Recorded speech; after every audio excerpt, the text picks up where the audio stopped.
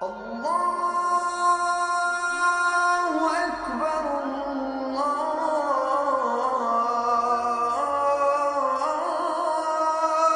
أكبر.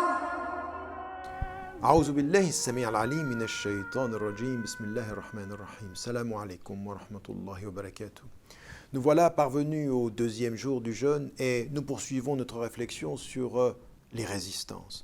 Nous avons vu que sur la voie, nous devons faire le choix de cette voie qui va vers ce qui est juste, ce qui est vrai, par la connaissance, l'éducation, la justice, la dignité, et celle qui pourrait nous mener vers les instincts, les passions, et puis la perte de la dignité humaine. Donc nous devons dès l'origine, dès le départ, dans notre conception, faire un choix. Mais en même temps que nous sommes sur la voie, il y a une définition en islam de l'être humain. Et cette notion, elle est centrale, c'est la fitra. La fitra sur laquelle nous avons été créés, par laquelle nous avons été créés, et à partir de laquelle nous allons commencer ce cheminement. Quand on revient au Coran, on trouve فَأَقِمْ وَجْهَكَ لِلدِّينِ حَنِيفًا. Élève ton être, ton visage pour la religion, dans la pureté de cette religion, et qui est dit fitratallah allati fatara an-nas alayha, selon la fitra, selon cette aspiration naturelle que Dieu a mis en l'homme et qu'il a créé. La tabdila li khalqillah, il n'y a pas de changement dans la création, c'est une constante, c'est notre intimité. Et cette notion, cette attraction naturelle que l'on a vers le transcendant, qui est la quête de sens, qui est la quête de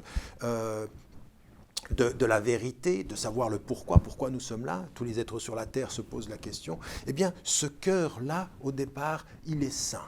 Il est saint, il est ouvert vers la vérité. Il y a une lumière à l'intérieur qui nous pousse à chercher la lumière, raison pour laquelle dans le Coran on a Nourun ala Nour, la lumière de la révélation vient trouver la lumière que Dieu a mis en nous. Et donc cette lumière, il faut la garder, il faut la protéger. Et la première des résistances pour nous, c'est de revenir à cette lumière, revenir à notre corps et d'enlever tout ce qui pourrait la couvrir. Et vous savez, le sens du mot couvrir en islam, c'est le kufr. Le sens du verbe, c'est couvrir, c'est voiler. Et donc, il faut garder ceci.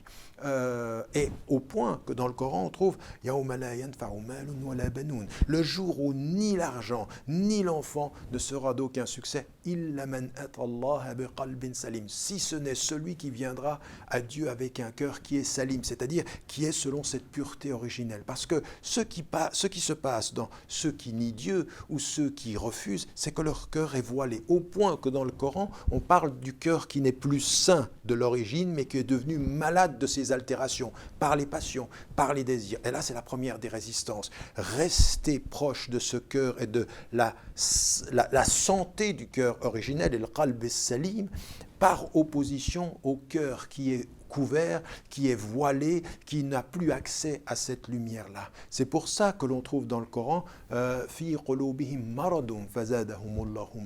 c'est-à-dire dans leur cœur il y a une maladie et Dieu a augmenté cette maladie. Et donc la première résistance de soi à soi, dans cette conception du chemin, dans ce retour à Dieu, dans cette volonté de rester fidèle, c'est de revenir à soi. Donc on voit le chemin est vaste et l'intimité est profonde. Il faut revenir à soi et essayer de garder ce cœur saint pour pouvoir être proche de Dieu, car Dieu travaille, se place entre l'homme et son cœur. Donc revenir à ceci. Donc la première des résistances, elle est de soi à soi, que tout ce qui est à la périphérie de notre être, nos instincts, nos passions, nos désirs, ne viennent pas couvrir la lumière qui est au profond de notre être. Première des résistances fondamentales dans cette conception générale.